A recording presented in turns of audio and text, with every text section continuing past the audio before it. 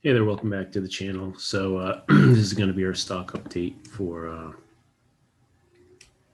Monday, and so we're gonna let's go ahead and we'll give a look at that really quick. All right, so let's go over there, see what happened today. Saw that Mr. Kevin, lots of stuff going on. All right, so let's just start out with the S&P, so the Spyder Etf. So let's see. So today we're down 0.5%. So not like a lot of damage if we're looking at what's going on. We had the sell-off near last week, midweek there, Thursday, Wednesday, Tuesday. We had the big sell-off, and then it kind of recovered on Friday, and here we are Monday. It's kind of interesting. It didn't really follow through very well today at all. Kind of just continued to sell off. It's interesting that the yields were kind of persistently high. The yield on the 10-year, it's up 2.7% today. It's in that 1.6 range. So it's not at the highs that it was earlier, but it's pushing up against it. So the rates still seem to be an issue. It's very interesting because the rates being, an issue, kind of putting pressure on the market right now. And but the thing is, the stimulus is coming. I think it's coming really fast. It might be within like next week or the week after that.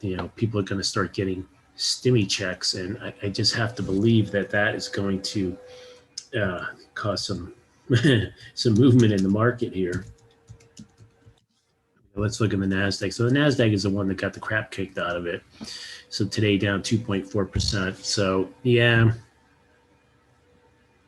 Really odd. I don't know why tech is getting beat up. People talk about this, that, and the other thing, but why is tech getting beat up? I guess in a like in a big picture. So tech had run, it had run really good. So I mean, there's almost an element of like, it's like, well, it had to pull back at some point, right?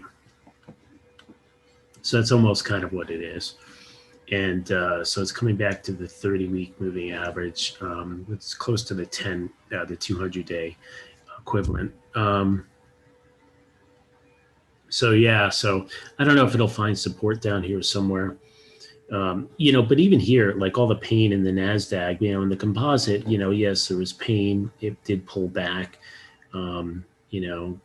but it's still just pulling back to the moving average, So like if you're back here and it pulled back, and then up here you really didn't care anymore. It's like, okay, it was fine. It was a pullback, and it was maybe painful at the time, but not really a big deal overall. So yeah, this is kind of interesting how the 10-year yield on the weekly chart here, gosh, it's pushing up into this resistance. So we have this downtrend over here, and you can see how a downtrend works, how it's like, the yield pushing up into the moving average and breaking away, and that type of a thing going on for, much of this downtrend. So if we go back out wider, you can see that, had this downtrend over here in the yields, and it really just broke apart. I mean, this makes sense, right? When the whole economy and the market's crashing, where did people go? They went into bonds. So that means drove the price up and the yield down. So that all makes sense. But now we're on the way up. See, what's really weird about this, the other side of this coin is to consider is that when you look at the yields going up, that indicates sort of that people are selling bonds, and then where are they going to put that money? So it kind of cuts both ways. It's like, on one hand, yes, higher rates at a certain point cause problems for the economy. They cause, especially for housing. Housing is just levered to the rates. Consumer spending is also levered to rates, cars, et cetera, et cetera. So as this goes up, it definitely pressures the economy. But the other side is that, why are they going up? Are they going up because investors are pulling money out to get ready to put it in the stock market? That's what I don't know. So let's go look at our high beta stuff. So gosh, Apple kind of got kicked. It's interesting, kind of Apple just is, it's kind of lost a little bit of its luster here. I mean, you know, still kind of been uptrend, but it just hasn't been advancing as fast as it used to back in the old days back out here. So it's kind of coming down to this 200-day moving average. So that's going to be interesting to see if it holds. I imagine it would have a chance of doing that. Then AMC, this one's really persistent, just like GME. These GME and AMC are kind of in it together. AMD getting beat up a little bit. Amazon, this guy. Oh yeah, I put in the ARK investment. I don't know. Is this the one that Kathy Wood is involved in? I don't know. But yeah, ARK investment is, kind of got beat up a little bit. But once again, in the big picture, it's kind of like, all right, it's just pulling back to the 200-day moving average. So if you were really like a long-term person, then, it's not a huge concern. See, if you're long-term, like, yeah, here you have this sort of death cross coming, the short-term, let's call it a short-term death cross where 21 crosses the 50 on the way down. That kind of thing is looking like it's going to happen, and it may not, right? But you can see it right over here. And so the question is, is it going to continue? So, yeah, we'll see. Like in the long term, though, it's still kind of in an uptrend. Activision, Little Pain, Beyond Meat, Churchill Capital. This one, this one, they got in the crap kicked out of it. Once again, really very little place to buy. Like if you're down here in the last, today, definitely nothing going on to buy it. But if you were looking at these 2 days here, there could be a strategy. So this is not financial advice. There would be a strategy like, kind of possibly like getting in above that high somewhere. So, but none of these are really great setups. It didn't really go down, and that's not really a great setup, but it didn't happen. And that's sort of the key thing. If you had a strategy and your strategy was like, hey, if it finds this kind of support near the moving average, which it is, and it puts in a kind of hammer, which is like this, and you say, well, okay, if it breaks above that high, I want to go long.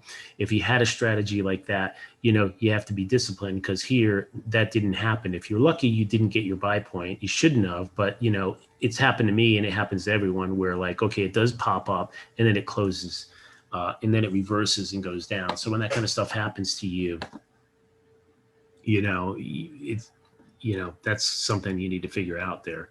But so that one's kind of a dog. Carnival going up, but it's above the Chipotle. I don't know why people don't like that stock, but Disney, DocuSign, Domino's. Yeah, let's see, eBay. Enphase, this company, this is another one that some people love. Definitely here in the short term, you see this crossover that happened, and it's just been getting beat up really ever since. So this thing came down, came through the 50-day moving average. Now it's over here. Last week and this week, it's pulled the higher speed moving average of the 21-day lower than the 50. So you have that cross. It's another form of it, like the death cross, right? When the short term is now negative, right? It's bearish, but the long term is now neutral, because the long term is getting flattened out by the short term activity. But you can see that you're coming up to a place on the 200-day moving, this orange line here, down here. But still have ways to go, right? Still have another 20 points to go to get into that moving average. And the thing is, like all these things, like you never know if it's going to stick or not, right? So you can't just go and buy at the moving average. You can't just, you can do whatever you want to do. That's fine. Do whatever you want to do. But like if you had a strategy, you got to work out a strategy that, if your data and your whatever we call it, back testing shows that can work, then sure, whatever works for you. But you do have to be careful. It's like kind of, you have to wait for the pattern to play out. There's a lot of good books on that, like the guy with the candlestick book, Nielsen maybe. Yeah, really good candlestick book. And he always talks about that. And really, like all the technical analysis people that are good kind of talk about that, how not pushing the pattern. This is an interesting one here, and it's FedEx. You know, this one I had lost some money on because I tried to get a buy in here sometime back in here, and it really never followed through. Matter of fact, maybe in here. And it's interesting because this point here became resistance. So it's kind of like it just peaked up above the 50-day moving average, which is resistance when it's on the way down, right? And you see that it didn't. And then back here, it tried to get above and it couldn't, and it failed. And now we have a big red bar there. So yeah, so there's definitely still some damage going on in the markets here. And Fisker, you know, it's kind of interesting because listening to Kathy Wood or whatever, ARC, and she's talking about how she's, you know, selling stuff to maintain her strong conviction stuff. And it's like, I don't know. I mean, I guess she's doing okay. But from my perspective, it's like, you know, just the name strong conviction is sort of kind of crap, you know. I mean, if you can't control what's going to happen, right? So, you know, if strong Lee Automotive, this is another one. I mean, these, you know, you got to understand, like stocks that are doing this, these are now in downtrends. These are in really bad situations. This one here, the 50 is now pulled down. So these stocks are not in good shape. So what, you know, and what does that mean? You know, let's talk about that for a minute. So if you're in this thing and you're like, oh, I have a strong conviction for lemonade or whatever, and well, what the hell does that mean? What are you going to do? You're going to keep buying it as it's going down? I mean, you can, but the problem is you're going to run out of time.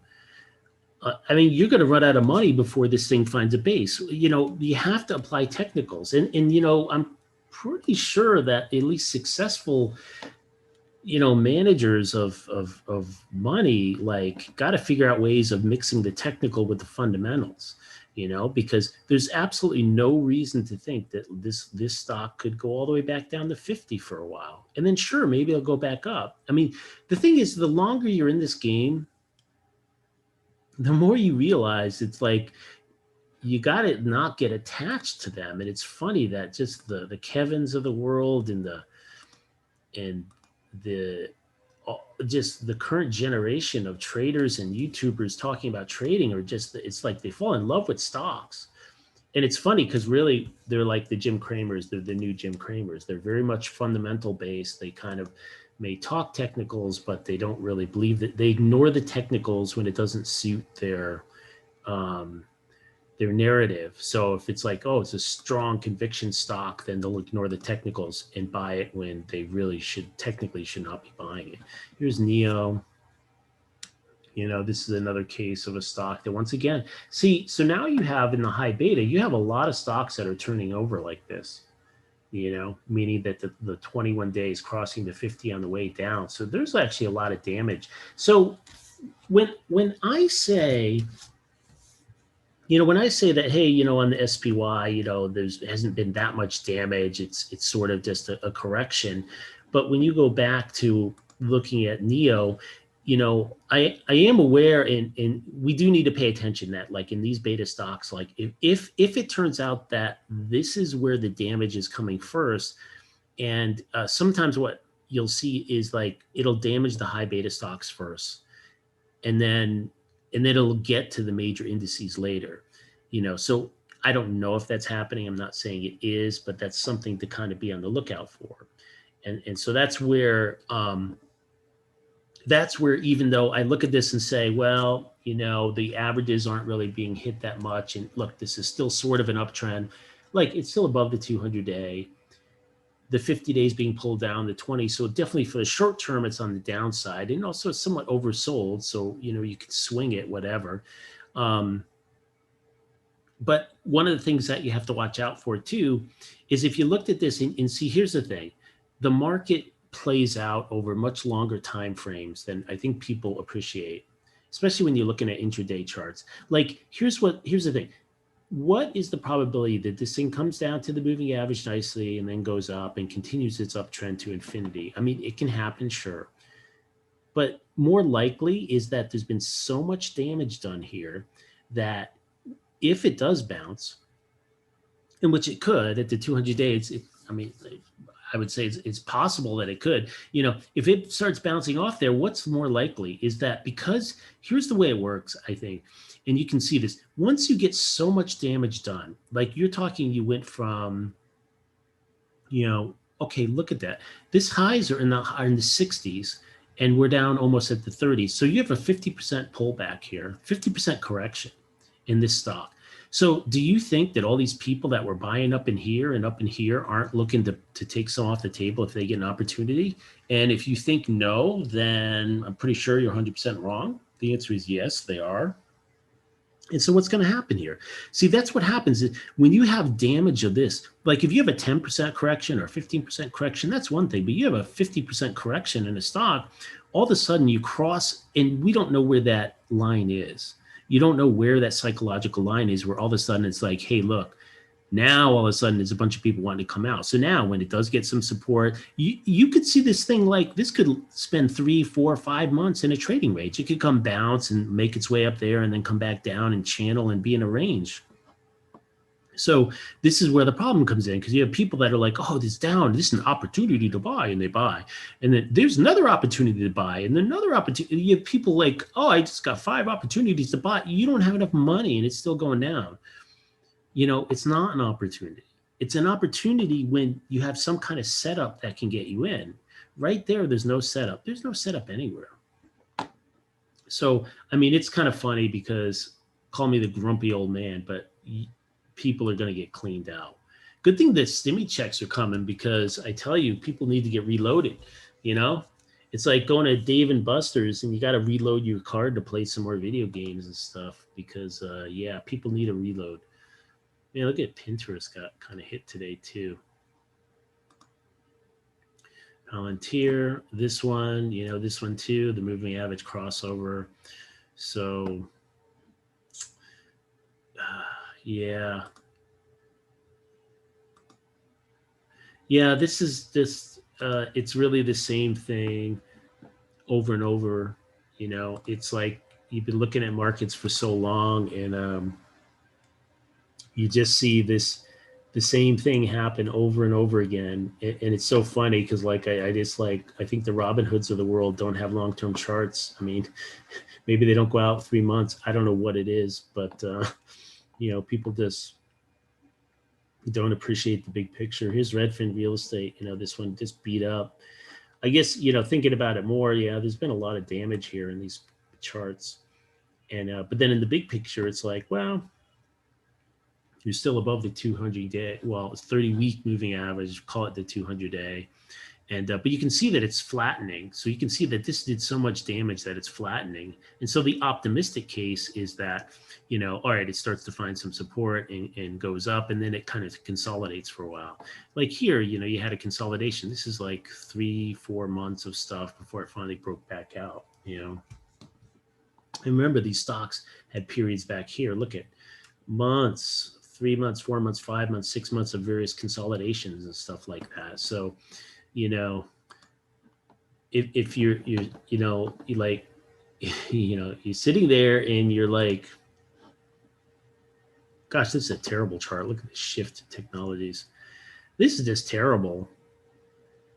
This chart, I don't know why the Kevin dude loves this chart, loves this company, but this is just crap. I mean, this is just, I don't even know what to think about that. That is just crap.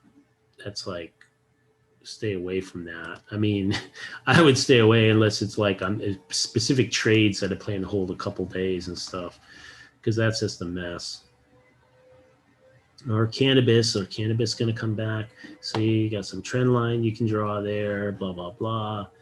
You know, well, here, you know, maybe set up, hey, maybe it's find support at the 50, sort of found some support, you know, but a stock like this is going to rely on the market. The market has to start recovering altogether, including tech, I would think. But if it does, there's a potential, you know, where you would basically buy it off the moving average. So it breaks the high on the bar and blah, blah, blah. You buy some, but don't do it. This is not financial advice. Look at Snowflake. Look at this thing. Like, this thing's below the moving average. It's pulling the moving averages down. And these are heavy volume stuff too. And then this one is like, it sort of looks sort of like an accumulation day, but it's really distribution. If you break into those bars, you'll find distribution on the bars. And Spotify, crap kicked out of it. Square getting kind of beat up today.